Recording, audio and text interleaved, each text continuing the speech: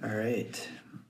I want to do a second reading review of The Creative Act by Rick Rubin. In the spirit of this book and sort of allowing the universe to present itself, I am just going to kind of page through here and see what comes to mind, and we'll go from there. Taking a wrong turn allows you to see landscapes you wouldn't otherwise have seen. When working with others, different ideas are put forward and end up in competition. Based on experience, we may believe we can see what each person is imagining and what the results will be, but that's impossible. Instead of talking through different solutions to work out which is best, take it out of the realm of the verbal. Have them acted out, played out, or built into a model. Descriptions do not do ideas justice.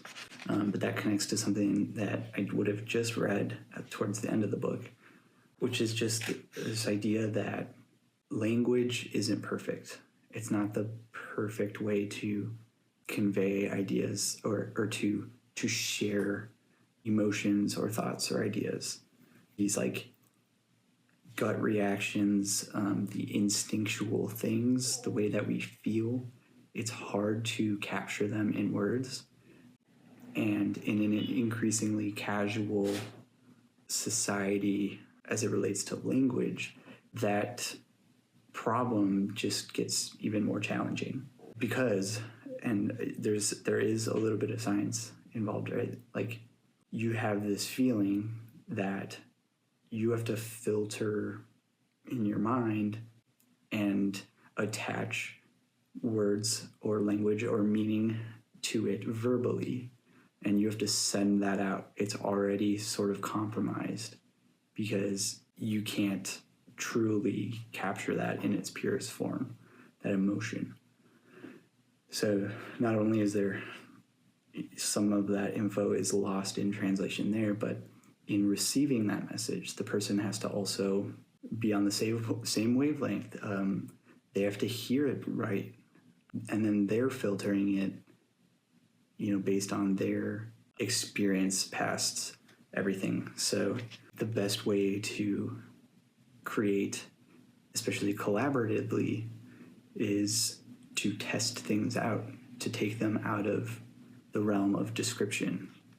And so this wrong turn idea, which is, again, sort of a piece of the fabric throughout the book, which is simply just that you have to remove any expectations when you're creating. And so art, creativity, when you're riding those waves, there's no direction, there is no direction. And so you can't do the wrong thing as long as if you're following the truest form of that inspiration, you're okay. And it might take you to some weird places and you might feel like you went the wrong way, but getting lost or stepping away and returning with a fresh set of eyes can bring clearer insight into the next steps. You're going to see, if you take a wrong turn, you're going to see a landscape that you haven't seen before, and you're going to be able to draw on that for inspiration. It might be just a little detour, and you'll ultimately maybe go back onto that original path, or maybe it springs out into something new. But the point is, you got to remove that sense of direction, among many other things. I love this, and it's something I'll probably bring up every time. Temporary rules. Much of the artistic process involves ignoring rules, letting go of rules, undermining rules, and rooting out rules that we didn't know we were following. And of course, I think this comes shortly after he has like the best way of describing rules that I've seen. Fudge. Well, anyway, I love that. I think that is absolutely true.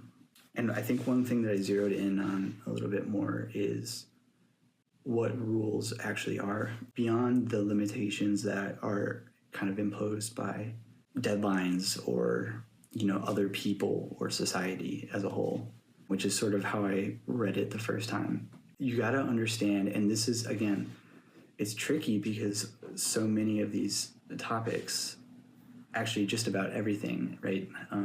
It's about seeing everything as this natural flow, right? Fluid and changing and sort of on this like spectrum. And so for rules, it goes beyond those limitations that I mentioned. It's even the things that you place in. So for me, it would be like, I can only create at night or alone, or I can only create if I have this thing. Like, the only thing that you need to make art is the inspiration and the ability to follow through on that with whatever you have at your disposal.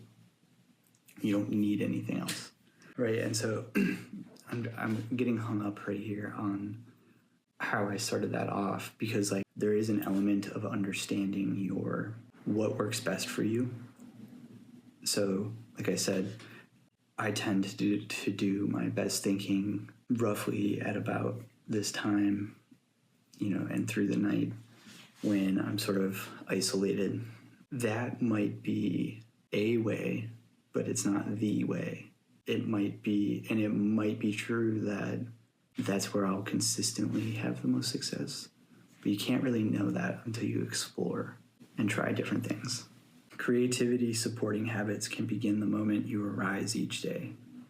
These might include looking at sunlight before screen light, meditating outdoors if possible, exercising, and showering in cold water before beginning creative time in a suitable space. These habits look different for everyone, and perhaps different for the same artist day to day.